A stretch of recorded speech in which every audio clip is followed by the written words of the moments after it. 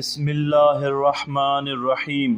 سلیمان جعفری روایت کرتے ہیں کہ امام علی رضا علیہ السلام نے ارشاد فرمایا، کیا تمہیں معلوم ہے کہ اسماعیل کو صادق الوعد کیوں کہا گیا؟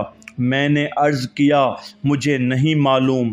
آپ علیہ السلام نے فرمایا کہ انہوں نے ایک شخص سے وعدہ کر لیا تھا تو وہیں سال بھر انتظار کرتے رہے۔ محمد بن سنان روایت کرتے ہیں کہ امام جعفر صادق علیہ السلام نے فرمایا کہ وہ اسماعیل جن کے لیے اللہ تعالیٰ نے اپنی کتاب میں فرمایا اور اس کتاب میں اسماعیل کا ذکر کرو، وہ وعدے کا سچا تھا اور رسول اور نبی تھا۔ سورہ مریم آیت نمبر 54۔ وہ اسماعیل بن ابراہیم علیہ السلام نہ تھے بلکہ وہ انبیاء میں سے ایک نبی تھے۔ اللہ تعالیٰ نے ان کو ان کی قوم کی طرف مبعوث کیا۔ ان لوگوں نے ان کو پکڑا اور ان کے سر اور چہرے کی کھال بما بالوں کے اتار لی تو ایک فرشتہ ان کے پاس آیا اور کہا، اللہ تعالیٰ نے مجھے آپ کے پاس بھیجا ہے، آپ جو چاہیں ہمیں حکم دیں۔ انہوں نے کہا، جو امام حسین علیہ السلام کے ساتھ کیا جائے گا میرے لیے وہی نمونہ عمل کافی ہے۔ امام جعفر صادق علیہ السلام روایت کرتے ہیں کہ رسول اکرم صلی اللہ علیہ وآلہ وسلم نے ایک شخص سے وعدہ کیا کہ تمہارے آنے تک اس چٹان کے پاس رہوں گا۔ راوی کا بیان ہے کہ جب آپ پر دھوپ سخت ہو گئی تو اصحاب نے کہا، یا رسول اللہ صلی اللہ علیہ وآلہ وسلم، اس چٹان سے ہٹ کر وہاں سائے میں چلے جائیں۔ تو آپ نے جواب دیا، میں نے اس سے یہاں کے لیے وعدہ کیا ہے، اگر وہ نہ آیا تو یہ اس کی طرف سے ہوگا۔ ابو خالد بیان کرتے ہیں کہ ایک مرتبہ امام جعفر صادق علیہ السلام سے سوال کیا گیا کہ انسان زیادہ ہیں یا بنی آدم؟ آپ علیہ السلام نے فرمایا، انسان۔ پوچھا گیا، یہ کیسے؟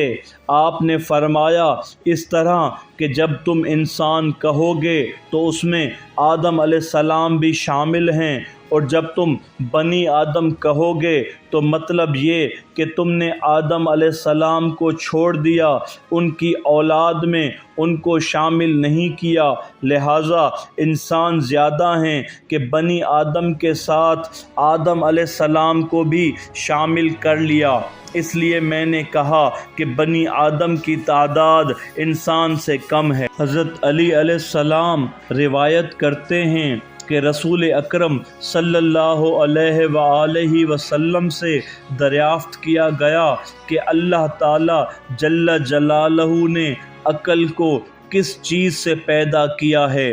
تو نبی اکرم صلی اللہ علیہ وآلہ وسلم نے فرمایا، اس کو ایک فرشتے کی شکل میں پیدا کیا جس کے اتنی تعداد میں سر ہیں جتنی تعداد تمام خلائق کی ہے، خواہ اب تک پیدا ہو چکے ہوں یا آئندہ تا قیامت پیدا ہوں گے، اور اس کے ہر سر میں ایک چہرہ ہے، اور ہر آدمی کے لیے اسی عقل کے سروں میں ایک سر ہے، اور اس انسان کا نام اسی سر کے چہرے پر لکھا ہوا ہے، اور ہر چیز پر ایک پردہ لٹکا ہوا ہے۔ وہ پردہ اس چہرے سے اس وقت تک نہیں ہٹایا جا سکتا جب تک وہ پیدا ہو کر حد بلوغت کو نہیں پہنچ جائے، مرد ہو یا عورت، اور جب وہ پردہ ہٹایا جاتا ہے تو اس انسان کے قلب میں وہ نور آ جاتا ہے جس سے وہ اپنے واجبات، مستحبات، نیک و بد کو سمجھ لیتا ہے۔ آگاہ رہو کہ قلب کے اندر عقل ایسی ہے جیسے کسی گھر کے درمیان کوئی چراغ روشن ہو۔ امام جعفر صادق علیہ السلام نے فرمایا، اللہ تعالیٰ نے احمق سے زیادہ ناپسندیدہ پیدا ہی نہیں کیا، اس لیے کہ اللہ تعالیٰ نے اس سے اپنی پسندیدہ ترین شے سلب کر لی اور وہ ہے عقل۔ حسن بن جہم روایت کرتے ہیں کہ امام جعفر صادق علیہ السلام نے فرمایا ہر شخص کی دوست اس کی عقل ہوتی ہے اور اس کی دشمن اس کی جہالت ہوتی ہے۔ ہشام بن حکم روایت کرتے ہیں کہ ایک مرتبہ امام جعفر صادق علیہ السلام سے دریافت کیا گیا کہ کیا سبب ہے کہ ہتھیلی کے اندرونی جانب بال نہیں اگتے اور بیرونی جانب بال اگتے ہیں؟ آپ علیہ السلام نے فرمایا اس کے دو سبب ہیں۔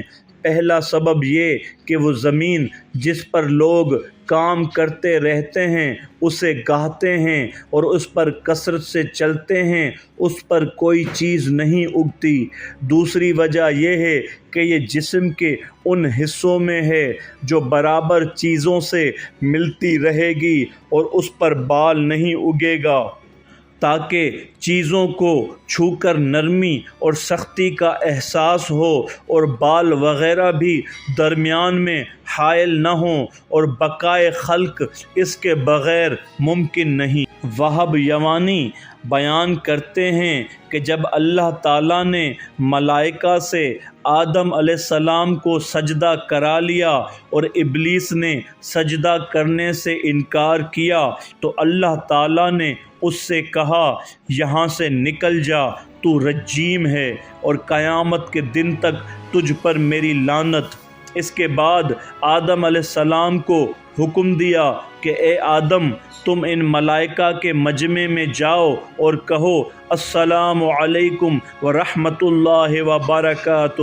اس کے بعد جب حضرت آدم علیہ السلام اپنے رب کی طرف پلٹے تو آپ کے رب نے کہا اے آدم یہ تمہارا اور تمہارے بعد تمہاری ذریت کا تا یوم قیامت سلام رہے گا۔ اسحاق بن عمار روایت کرتے ہیں کہ ایک مرتبہ میں نے امام جعفر صادق علیہ السلام سے عرض کیا کہ کیا بات ہے کہ کچھ لوگ میرے پاس ایسے آتے ہیں کہ میں ان سے ذرا سی بات کرتا ہوں تو وہ میرا پورا مطلب سمجھ لیتے ہیں، اور کچھ لوگ ایسے آتے ہیں جن سے میں پوری بات کہہ لیتا ہوں تو وہ کہتے ہیں کہ آپ نے کیا کہا دوبارہ بیان کیجیے۔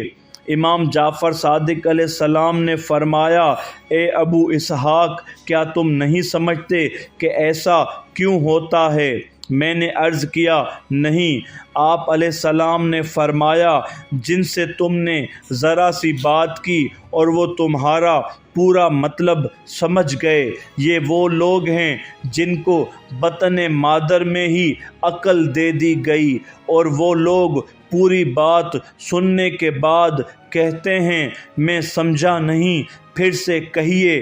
یہ وہ لوگ ہیں کہ جب وہ بڑے ہو جاتے ہیں تو ان کو عقل ملتی ہے، وہی کہتے ہیں کہ پھر کہیے۔ امام جعفر صادق علیہ السلام نے فرمایا کہ انسان کا ستون عقل ہے، اور عقل سے ہی ہوشیاری، سمجھ، حافظہ اور علم سب ملتا ہے، اور جب اس کی عقل کی تائید نور سے ہوتی ہے تو وہ شخص عامل، حافظ، زیرک، دانا اور فہیم ہوتا ہے، اور عقل سے ہی انسان کامل ہوتا ہے، وہی اس کی رہنما، راستہ دکھانے والی اور اس کے تمام امور کی کنجی ہے۔